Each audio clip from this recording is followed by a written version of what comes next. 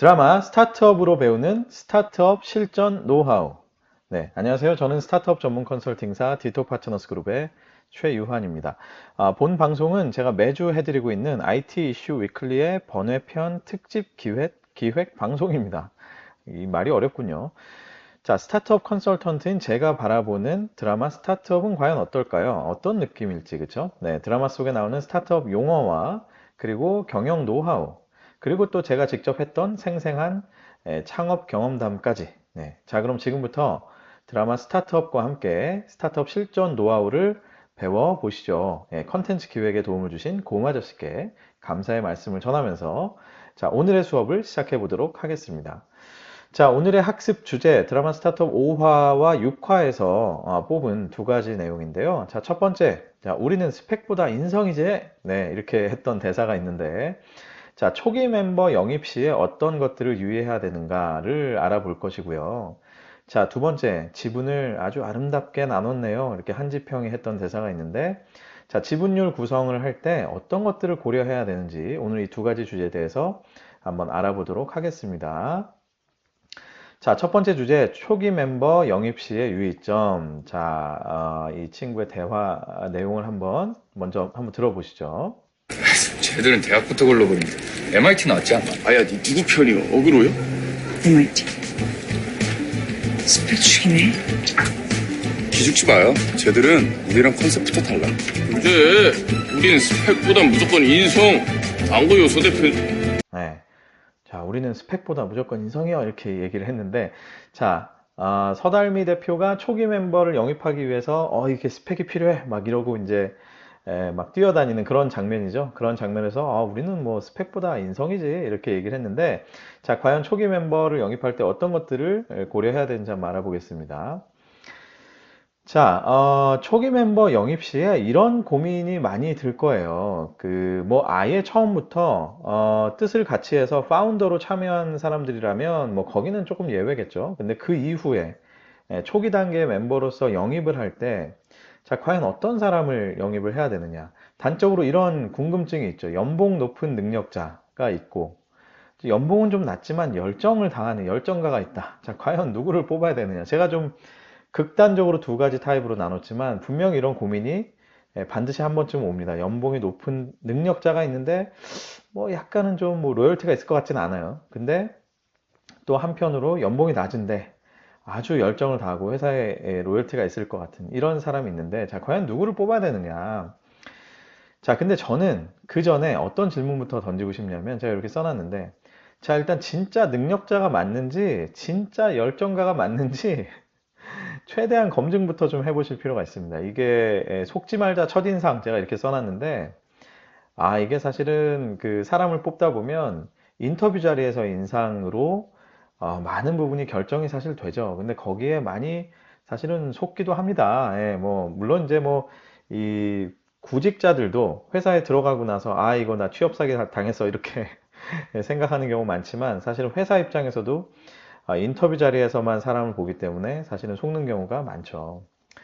자, 그래서 저는 떤 사람을 뽑을 것이냐 이거 이전에 조금은 생뚱맞은 얘기처럼 들리실지 모르지만 정말 내가 이분을 인터뷰에서 판단한 이게 맞는지를 한 번은 더 검증해 봤으면 좋겠어요. 그게 뭐 예를 들어서 뭐 여러 사람을 통해서 인터뷰를 해도 좋고 아니면 이분에 대해서 최대한 어떤 식으로든 레퍼런스 체크를 해도 좋고 왜냐하면 초기 멤버가 그만큼 중요하기 때문에 제가 이런 부분에 대해서 강조를 해드리는 겁니다. 그러니까 그 뒤에 추가로 이렇게 들어오는 분들은 어떻게 보면 초기 멤버가 단단하게 딱 구축이 되어 있으면 조금 시행착오를 겪어도 조직이 흔들리지 않아요. 근데 초기 멤버를 한번 잘못 뽑으면 회사가 정말 골로 가는 게 한순간입니다. 그렇기 때문에 정말 이분이 능력자 맞는지 열정가가 맞는지 뭐 그냥 이렇게 뭔가 포커 페이스를 하는 건지 뭐 이런 것들을 좀 한번 알아볼 필요가 있다라는 것이죠.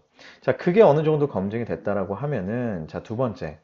자, 지금 우리 회사에 정말 필요한 것이 능력인지 열정인지 네, 이거를 한번 냉정하게 판단할 필요가 있습니다. 이게 어떻게 보면 당연한 얘기처럼 들리실 수 있는데 이게 잘 들어보셔야 돼요. 뭐냐 하면 특히 초기 멤버를 뽑을 때 스타트업 CEO나 뭐 스타트업 리더들은 어떤 약간의 강박관념을 갖냐면 그러니까 둘 중에 하나예요. 이게 스펙트럼이 쫙 나눠지는데 어느 한쪽 부류는 지금 우리 초기 기업인데 무조건 능력자가 필요해. 이렇게 생각하는 사람들이 있고요.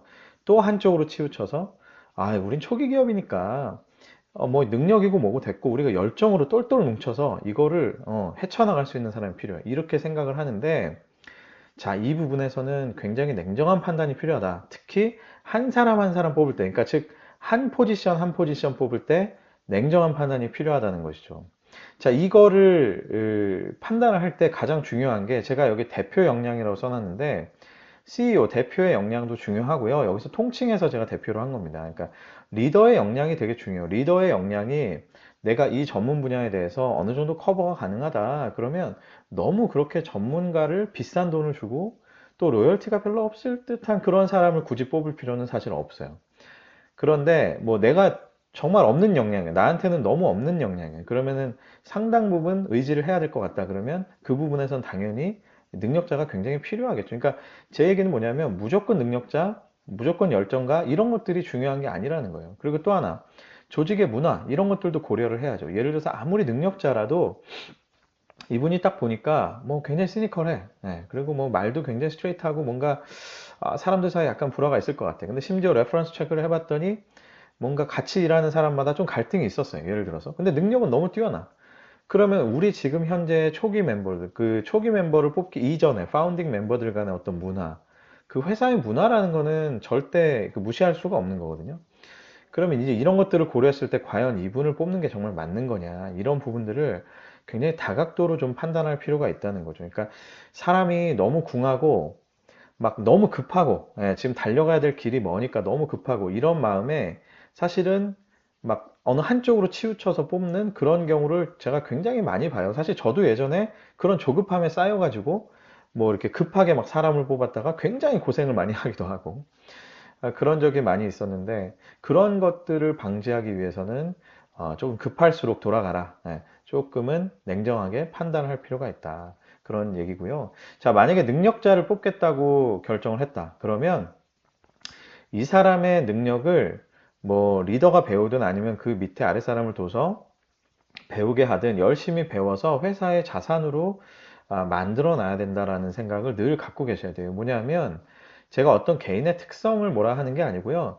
능력자들은 지금의 사회에서 지금처럼 스타트업들이 막 우후죽순 생겨나는 이런 상황에서는 언젠가 어디로든 유혹을 받고 떠날 가능성이 굉장히 높아요. 굉장히 높기 때문에 자, 이런 분을 뽑았다. 그러면은 내가 대표인데 나한테 없는 역량을 잘 채워주는 분이야. 잘 뽑았어. 이렇게 만족하고 끝나지 마시고 그분의 역량을 어떤 식으로든 자산화할 수 있는 그런 노력을 하셔야 돼요. 물론 이제 이거를 선이라는 건 있겠죠. 그분이 오자마자 갑자기 뭐 당신이 하는 거를 전부 다 무슨 뭐 일일 업무 노트로 적어서 뭐 우리한테 제출하세요. 뭐 이렇게 해서는 안 되겠죠. 그러니까 그분이 가지고 있는 노하우나 이런 것들을 많이 정리해 놓고 뭐 문서화를 한다든지 혹은 주니어를 붙여가지고 그 친구한테 일을 이제 많이 이제 가르쳐 주게끔 한다든지 그런 식의 자산화하는 것들이 굉장히 필요하고요. 자, 그리고 열정가를 만약에 뽑기로 했다. 그러면 잘 키워야 됩니다. 잘 키워야 된다는 게 뭐예요? 결국은 능력적인 측면이죠. 그러니까 열정이 높은 사람이라면 최대한 능력을 빨리 키워서 회사에 잘 킵하는 게 좋겠죠. 그러니까 열정도 있고 능력도 있다면 사실 그거보다 좋을 수는 없잖아요. 그런데 대부분의 경우에는 둘 중에 하나밖에 없단 말이에요. 그러면 능력자는 상대적으로는 어디론가 떠날 가능성이 높으니까 좀 자산화를 잘 하시고 사실 개인적인 생각은 그렇습니다. 능력가한테 갑자기 열정을 막 요구하는 거는 사실 그건 솔직히 쉽지 않아요. 그런데 열정이 있는 사람이라면 최대한 능력을 빨리 키워서 이분을 잘 킵하는 게 좋겠다. 이런 식의 방향이 필요하겠죠. 자, 두 번째, 초기 멤버 영입 시에 이런 고민 많이 합니다. 초기 멤버에게는 무조건 스탁 옵션이나 지분을 줘야 되는가? 또 얼마나 줘야 되는가? 이런 고민을 많이 하시죠. 자, 일단 무조건 줘야 한다는 생각은 정말로 금물이에요. 왜 이런 말씀을 드리냐면 처음에 회사를 세팅하고 초기 멤버들이 막 들어올 때 지분을 나눠준다는 거에 대해서 생각보다 많은 분들이 별 느낌이 없으세요. 무감각해요, 그냥. 근데 이 지분을 나눠준다는 거는요, 이 권한을 나눠준다는 겁니다. 대단히 중요한 권한을 나눠준다는 거예요. 그렇기 때문에 아무리 상대방이 되게 서운해하고 그런다 할지라도 이 지분에 대해서는 그런 의미를 설명을 하고 우리 회사는 지분에 대해서는 굉장히 신중하게 접근을 합니다. 라고 잘 설명을 하면 많은 사람들이 이해를 할 수가 있어요. 왜? 그만큼 지분은 중요하다는 거는 상식적으로 알 수 있기 때문에. 그래서 상대방이 요구를 하더라도 이 부분은 잘 설명을 하면서 뭐 당장에 무조건 지분이나 스톡 옵션을 무조건 줘야 된다. 이런 생각에서는 일단은 벗어나셔야 돼요. 그게 굉장히 중요한 출발점입니다. 그러니까 사람을 뽑을 때, 특히 초기 멤버를 뽑을 때 스탁 옵션이나 지분을 무조건 줘야 된다. 이런 생각에서 일단은 벗어나세요. 그러니까 그런 것들을 다 지우고 그냥 생각을 하시라는 거고요. 자, 두 번째. 근데 정말로 이 사람은 너무 중요해요. 그래서 스탁 옵션이나 지분을 줘야 된다. 그럼 얼마나 줘야 되느냐? 저는 제가 이제 그 스타트업들 대상으로 자문을 하고 컨설팅하고 뭐 멘토링하고 이렇게 할 때, 자, 이 방법에 대해서는 제가 아주 기가 막히게 이런 말을 매번 하는데, 이거에 대해서 이제 많은 분들이 굉장히 지혜롭다라고 많이 얘기를 해주셨어요. 그 사람한테 직접 한번 물어보라는 거예요. 당신은 뭘 원해? 자, 현금을 원해? 아니면 뭐 스탁 옵션을 원해? 뭐 지분을 원해? 이런 것들을 한번 물어볼 필요가 있어요. 뭐 물론 다 들어줄 수는 없지만 그걸 통해서 그 사람의 생각을 충분히 읽을 수 있는 기회가 된다는 겁니다. 뭐냐 하면 많은 스타트업 리더들이 뭐 대표나 리더들이 초기 멤버를 뽑을 때, 이분은 초기 멤버로 조인하기로 결심을 했어. 와, 그러면 우리의 비전을 공유하고 있을 거야. 우리와 똑같이 비전에 충만해 있을 거야 라고 생각하는데 완전히 오산이에요. 네. 특히 최근에는 많이 그렇지 않습니다. 예전에 정말 스타트업이 아주 정말 스타트업스러울 때는 초기 멤버라고 하면 스스로가 그런 약간 사명감 같은 게 있었지만 지금은 솔직히 그렇지 않아요. 많은 분들에게 스타트업이 정말 그냥 뭐 취업의 대상 중에 하나인 경우도 많이 있습니다. 그러니까 이런 분들은 생각보다 비전에 뭔가 꽂혀 있다, 비전이 충만하다, 이렇게 보기 어려운 경우도 많이 있습니다. 그러면 그런 분들에게 어설프게 스탁 옵션 주겠다, 지분 주겠다 해봤자 아무 소용 없는 거죠. 그러니까 이런 경우는 차라리 대놓고 물어보는 게 좋아요. 당신은 현금 보상이 좋냐, 아니면은 스탁 옵션이나 지분이 좋냐, 뭐 어느 정도 비율, 혹은 뭐 그걸 섞어서 줄 수도 있고, 그러니까 이런 것들에 대해서 차라리 편안하게 내고를 해보는 게 좋습니다. 이런 식의 어프로치를 생각보다 회사에서 잘 안 하는데, 이런 것들에 대해서 한번 생각해 보시면 의외로 재밌는 결과를 얻으실 수 있을 거예요. 그 사람의 생각도 많이 읽을 수 있고, 회사 입장에서 굉장히 탄력적으로 보상 플랜을 짤 수 있는 그런 기회도 이제 마련이 될 겁니다. 자, 세 번째 또 이런 질문들 제가 많이 받아요. 임원급, C레벨, 초기부터 꼭 뽑아야 되느냐? 저는 절대적으로 노우라고 생각해요. 절대 그렇지 않습니다. 이것도 제가 그 컨설팅이나 멘토링 할 때 많이 쓰는 표현인데요. 이게 오늘 아주 제가 실제로 리얼하게 많이 쓰는 표현을 담아 놨습니다. 자, 회사의 가치가 개인의 가치보다 커질 때에 그때 비로소 외부에서 C레벨을 영입하세요 라고 제가 얘기를 해요. 다시 한번 얘기할게요. 회사의 가치가 개인의 가치보다 이제 커질 때. 자, 초기 기업은 어때요? 회사의 가치가 개인의 가치보다 낮아요. 낮기 때문에 제가 표현은 좀 이런데 저도 많이 겪었던 일이고, 이 임원급을 잘못 뽑으면 그 사람 한 명이 와서 회사를 망쳐놓는 게 아주 다반사입니다. 물론 그 사람은 그 사람 나름대로 뭐 불만이 있을 수는 있어요. 자, 그러나 초기에 C레벨을 뽑는다는 건 앞에서 말씀드린 모든 멤버가 비전에 충만하지 않다라고 얘기는 했지만, 자, 그러나 최소한 C레벨은 좀 달라야 되겠죠. C레벨은 비전에 충만해야 되고, 뭐 같이 이제 조인을 하기로 했다면 그 시스템 안에서, 그 의사결정 체계 안에서 모든 책임을 다하고, 그죠? 팔로워십도 보이고 때로는 리더십도 보이고 이런 것들을 굉장히 잘 보일 수 있어야 되는 사람이어야 하는데, 개인의 가치보다 회사의 가치가 더 클 때, 개인의 가치가 더 크게 되면 초기 기업에 이 개인은 그냥 조금만 마음에 안 들면 회사를 버릴 준비가 돼 있는 거예요.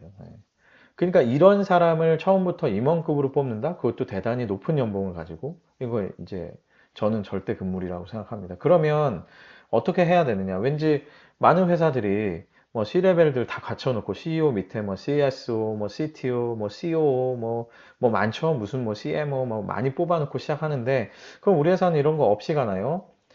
갈 수 있죠. 저는 솔직히 이 부분에서 그런 말씀을 많이 드리고 싶어요. 대표들의 마음속에 막연하게 또 조금 그런 게 있어요. 그러니까 어느 정도 회사를 막 꾸리고 나면 약간 지치거든요. 그러면 빨리 어떤 덩어리를 떼다가 이렇게 누군가에게 맡기고 싶은 막 이런 유혹이 있단 말이에요. 근데 그런 유혹에서 좀 벗어나시고, 최대한 회사 가치가 개인의 가치보다 커질 때까지는 대표가 정말 일당백한다라는 마인드를 가지고 일을 많이 챙기시는 거를 저는 오히려 조금 혹독해 보이지만 그걸 오히려 많이 권장을 해드립니다. 그리고 그렇게 하는 동안에, 그런 기간 동안에 저를 포함해서, 그죠? 저를 포함해서 많은 외부 전문가들의 도움을 받으세요. 예.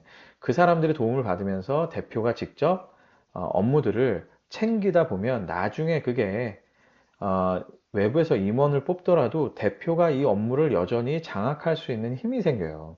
근데 초반부터 너무 임원을 뽑아가지고 어떤 덩어리를 맡겨버리잖아요. 그러면 대표가 뭐 이게 되게 우스운 얘기지만 스타트업 대표 중에 진짜 그런 대표들 많아요. 의외로 뭐 대기업처럼 그냥 어떤 부분은 잘 모르는 거예요. 자기는 그냥 아예 이렇게 맡겨놓고 그냥 초반부터 그런 모드로 가는 거예요. 이게 사람이 어떤 초반에 그런 모드가 형성돼서 이렇게 막 굴러가다 보면 그거를 거스르기 굉장히 쉽지 않거든요. 그래서 초반에 임원급을 함부로 뽑는 것은 저는 절대로 삼가하시라. 예, 이렇게 얘기를 많이 합니다. 외부의 전문가들의 도움을 많이 받으세요. 저와 같은 그런 사람들의 도움을 많이 받으시면 좋습니다. 자, 두 번째 주제, 지분율 구성의 고려사항. 한지평의 대사가 쭉 나올 텐데 한번 들어볼까요? 네, 뭐 일단 알겠고 지분을 아주 아름답게 나눴네요. 그쵸. 겁나 아름답죠. 장담하는데 이 주주 명부를 보고 투자하는 멍청이는 전 세계에 단 한 명도 없을 겁니다. 왜?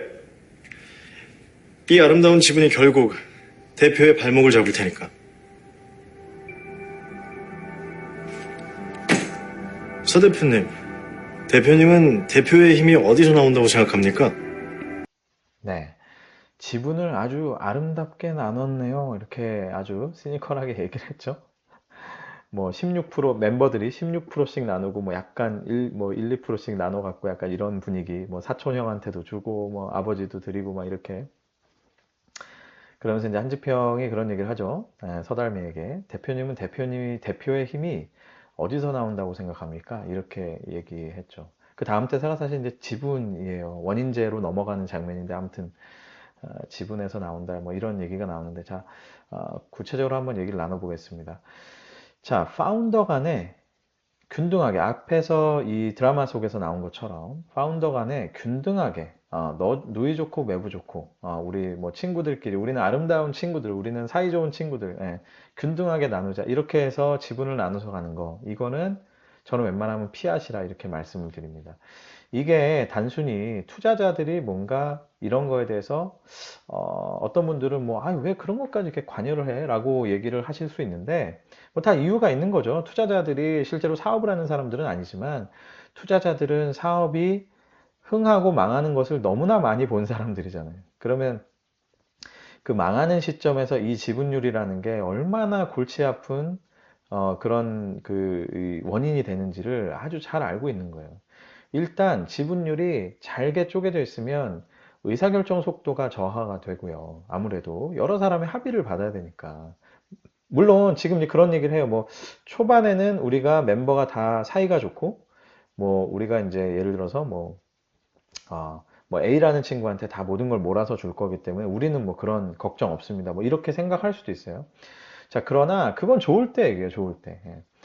조금 상황이 안 좋아지면 그러니까 의견이 갈라지기 시작하면서 의사결정의 속도가 엄청나게 저하되는 상황이 실제로 발생합니다. 저는 이런 경우를 제가 스타트업들을 자문하고 컨설팅하면서 정말 꽤 많이 봐요. 꽤 많이 봅니다. 이거는 진짜 리얼이에요. 그래서 이 지분이 나눠질수록 의사가 나눠질 때, 의사가 이제 이 달라지기 시작할 때 의견들이 절대로 합의하기 쉽지 않다라는 거를 절대로 명심하셔야 됩니다. 이게 제가 이렇게 강조를 많이 해드리는 이유는 실제로 창업을 할 때 멤버들끼리 딱 모여있으면 쭈삣쭈삣 서로 눈치 보면서 야, 그래도 우리가 이렇게 오랫동안 안 친구인데, 뭐 30%씩 나누자, 뭐 이런 얘기로 분명히 간다니까요. 분명히 가요. 그래서 제가 이렇게 강조를 해드리는 거예요. 그리고 또 하나, 나중에 회사가 좀 더 커지잖아요. 그러면 이 지분에 따라서 갈등과 정치가 생기기 시작해요. 그러니까 의견이 갈라지면 갑자기 그 밑에 직원들이 그거에 따라서 이제 줄 서기 시작하고 지분율이 애매하게 나눠져 있으면 이게 파벌이 생긴다니까요. 이거 진짜 제 말이 정말 맞아요. 이건 정말 믿어주세요. 예. 그래서 초반에 이런 것들을 세팅을 정말 잘하는 게 아주 중요하다라는 것을 명심을 하셔야 됩니다. 자, 그러면 드라마에서도 나오는데 키맨의 지분, 대표의 지분을 어떻게 해야 되느냐. 한지평이 이렇게 얘기하죠. 네, 최소 60%, 나라면 90% 이렇게 얘기를 하죠. 그러니까 최소 60%를 줘야 되고 나라면 90%를 준다 이런 표현인 거예요. 근데 왜 이렇게까지 투자자들이 아마 투자사들을 만나본 분들은 또 이런 멘트들을 많이 들으셨을 거예요. 대표 지분이 최소 이 정도는 되셔야죠 라는 얘기를 많이 들으셨을 텐데 자 그럼 왜 그럴까? 아니 뭐 불공평하게 말이야 이 자본주의 사회에서 대표한테 그냥 다 몰아주라는 거야? 뭐 이런 의미로 받아들이시면 절대 안 됩니다. 이게 무슨 왜 그러냐면 시드 단계, 시리즈 A 단계, 시리즈 B 단계 이렇게 쭉 거치면서 사실 지분이 희석이 되다 보면 대표의 지분도 많이 희석이 되기 때문에 그래요. 자, 예를 들어서 이렇게 세 단계를 거치면서 각 단계마다 현재 주식 총수의 10%를 발행을 해서 10%의 다일루션이 된다고 가정을 해봅시다. 그러니까 즉 투자사가 10%가 들어오는 거예요. 그러면 만약에 대표 지분이 60%였다 그러면 60%로 출발을 해도 단계마다 10%씩 투자를 받는다고 하면 시드 단계 마치고 나면 54%돼 있고 그죠? 또 A 단계 맞추고 나면 요거에 또 10%가 또 다일루션 되겠죠? 요거 곱하기 0.9가 되겠죠? 48.6%. 또 B가 지나가면 요거 곱하기 0.9, 43.7% 이렇게 되는 거예요. 그러니까 시리즈 A만 지나도 이미 대표의 지분은 50% 언더로 떨어지는 거예요. 그러면 물론 현실적으로 가능성이 높지는 않지만 이미 대표를 제외한 나머지의 지분이 50%가 넘어가기 때문에 최악의 경우는 어떻습니까? 이 대표가 열심히 회사를 만들어서 키맨으로서 지금까지 달려왔는데 반대쪽의 지분이 한 번에 경영권을 그냥 뺏어버릴 수도 있는 이런 상황이 올 수도 있겠죠. 그죠? 그렇기 때문에 투자사들이 이런 부분들에 대해서 굉장히 민감하게 얘기를 하는 것이고 실제로 저는 사업을 했던 입장에서도 이거는 굉장히 중요하다라고 많이 강조를 해드리고 싶어요. 이게 단순히 많은 분들이 투자를 받는 과정에서 뭐 투자사가 요구하니까 이렇게 하지 이렇게 생각하시는데 이거는 단순히 그렇게 볼 문제는 아닙니다. 사업이 명확하게 책임과 권한을 가지고 진행이 되려면 이 부분에 대해서는 처음부터 확실하게 정리를 하는 것이 좋다 이런 얘기죠. 자, 또 이런 상황에 있는 회사들이 많아요. 자, 삼산텍처럼 창업자인 핵심 기술자가 직접 경영을 안 하고 경영자, CEO를 고용해야 된다. 이런 경우가 많이 있죠. 대표적인 게 뭐겠습니까? 교수 창업이 이런 경우죠. 교수로서 현직에 여전히 학교에 있는데 기술이 있어요. 원천 기술이 있고 이거를 경영자를 고용을 해서 회사를 하나 만들고 자기는 어쨌든 본업은 하여튼 교수인 거고 회사를 이제 차려가지고 이 경영자를 세워서 스타트업을 만들어요. 이런 경우가 지금 이런 고민이 생기는 거죠. 그런데 오히려 드라마에서 나오는 상황은 오히려 좀 쉬워요. 뭐냐면 남도산이 지금 풀타임으로 돼 있잖아요. 그죠? 남도산이 풀타임으로 돼 있기 때문에 이런 경우는 그냥 남도산한테 메이저를 줘도 사실 크게 상관이 없습니다. 그리고 서달미가 마이너를 가져가도 사실은 상관이 없어요. 왜 그러냐면 투자사들이 실제로 CEO라는 타이틀 자체는 서달미가 갖고 있다 하더라도 결국 최후에 그러니까 최종의 의사결정을 받기 위해서 그럼 누구한테 가면 돼? 라는 건 되게 명확하거든요. 남도산. 그리고 남도산이 핵심 기술을 가지고 있고 메이저 지분을 가지고 있고 심지어 풀타임으로 멤버로 있어요. 그러면 뭐 아무 문제가 없는 거죠. 회사 돌아가는 거에 실질적으로 남도산이 결정을 하면 되니까. 자, 그런데 어려운 경우는 제가 아까 말씀드린 교수 창업처럼 창업자인 기술자가 풀타임이 아니에요. 이런 경우가 참 어렵습니다. 참 어려워요. 그러면 현실적으로는 어떻게 될까요? 현실적으로는 여전히 창업자인 기술자, 교수, 예를 들면 교수라고 칩시다. 교수가 여전히 메이저를 가지고 가요. 현실적으로 많은 회사들이. 그리고 경영자가 마이너를 가져갑니다. 근데 이렇게 된 구조로 투자를 받으려고 하면 거의 10이면 9은 뭐 8, 9, 뭐 심하게는 10이면 10 사실은 못 받아요. 왜냐하면 최종의 의사결정할 수 있고 주인으로서 회사의 주인으로서 돼 있는 사람이 여기에 풀타임도 아니에요. 본업도 아니에요. 근데 또 심지어 자기 본업은 있어. 그러면 그만큼 절박함도 떨어지고 의사결정의 속도도 떨어지고 의사결정의 어떤 현실감도 떨어지고 그죠? 여기 계속 풀타임이 아니니까. 그러니까 누가 좋아하겠어요? 투자사 입장에서는 그죠? 당연히 안 좋아하는 거예요. 그래서 저는 어떻게 추천을 드리냐면 경영자 이런 경우에는 경영자 고용된 CEO한테 메이저를 주는 게 맞아요. 다만 뭔가 주주 간 합의라는 거를 별도로 하는 것을 추천을 합니다. 그러니까 예를 들어서 창업자인 기술자, 뭐 교수가 있고 예를 들어 전문 경영인이 있다 그러면 일단 전문 경영인이 메이저를 가져가되 전문 경영인이 어느 정도 수준의 뭐 성과를 낸다든지 아니면 어느 기간 동안은 최소한 이 사업을 쭉 끌어준다라는 전제 하에서 이런 어떤 주식을 할당을 하는 것이죠.